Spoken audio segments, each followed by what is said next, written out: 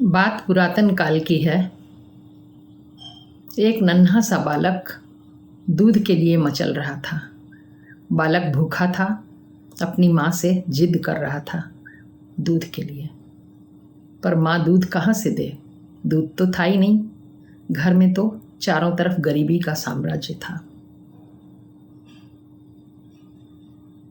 यह बालक गुरु द्रोणाचार्य का नन्हा सा पुत्र था।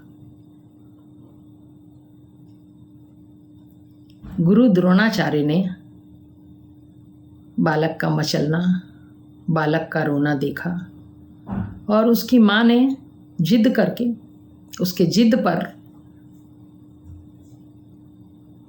पानी में आटा घोलकर बच्चे को पिलाया दूध की जगह। यह सब देखकर गुरु द्रोणाचार्य का हृदय रो पड़ा कि मेरा इकलौता बालक, उसके लिए मैं दूध भी नहीं जुटा सक रहा। वो वहाँ से राजा द्रुपद के यहाँ गए। वो द्रुपद जो उनके साथ बचपन में शिक्षा प्राप्त किए थे। दोनों बराबर ही थे, किंतु एक ये ब्राह्मण और एक क्षत्रिय। द्रुपद राजा हुए और ब्राह्मण का कार्य तो उस काल में दान देना, दान लेना, शिक्षा लेना, शिक्षा देना, यही था। कोई व्यवसाय नहीं कर सकता था ब्राह्मण, किसी की सेवा नहीं कर सकता था ब्राह्मण।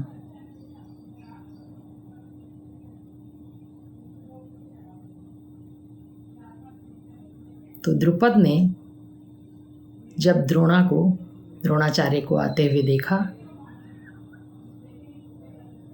तो मित्र की भांति उन्हें प्यार से पास नहीं बैठाया, उनका स्वागत सम्मान नहीं किया। द्रुपद ने कहा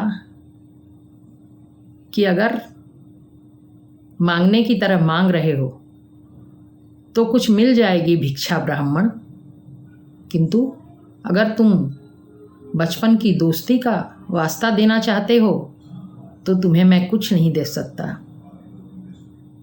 रिश्ता बराबरी में होता है, तुम कहाँ और मैं कहाँ।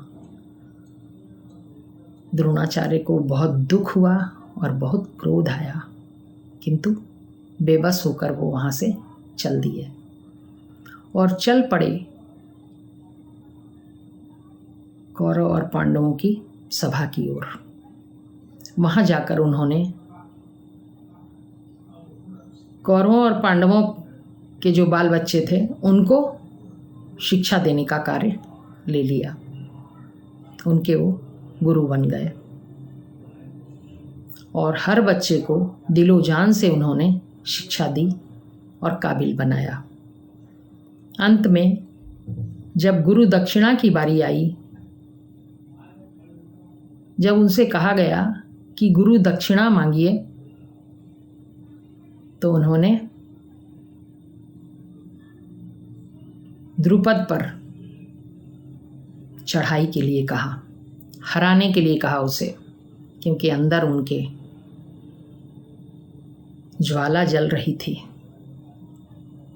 अपने अपमान का बदला लेने की। तुरंत तैयार हो गए कौरव और पांडव, सारे तुरंत तैयार हो गए और उन पर चढ़ाई कर दी द्रुपद पर। द्रुपद हार गए।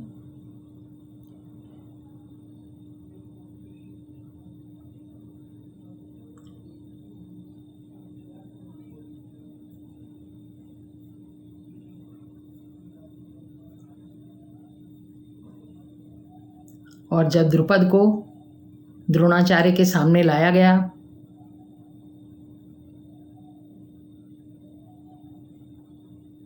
तो द्रोणाचार्य ने कहा, अब आ गए ना, अब तो बराबरी का रिश्ता कायम होगा ना। द्रुपद लज्जित हो गए और उन्होंने द्रोणाचार्य से क्षमा मांगी। अब उसका अहंकार खत्म हो चुका था, क्योंकि स्थिति बदल चुकी थी। कहते हैं रिश्ता बराबरी में होता है, रिश्ता बराबरी में होता है, सही है, पर इस तरह से जो अपमान करते हैं किसी का भी, वो अपमान के लिए तैयार रहें। जिसका अपमान हम करते हैं वो बिल्कुल तैयार होता रहता है, टारगेट होता है उसका कि कौन सा मौका मिले और आपको अपमानित किया जाए। इसलिए किसी का भी अहंकार में कभी अपमान नहीं करना चाहिए। आप उसे सम्मान दो, प्रेम दो, कुछ सहायता कर सको तो अवश्य करो।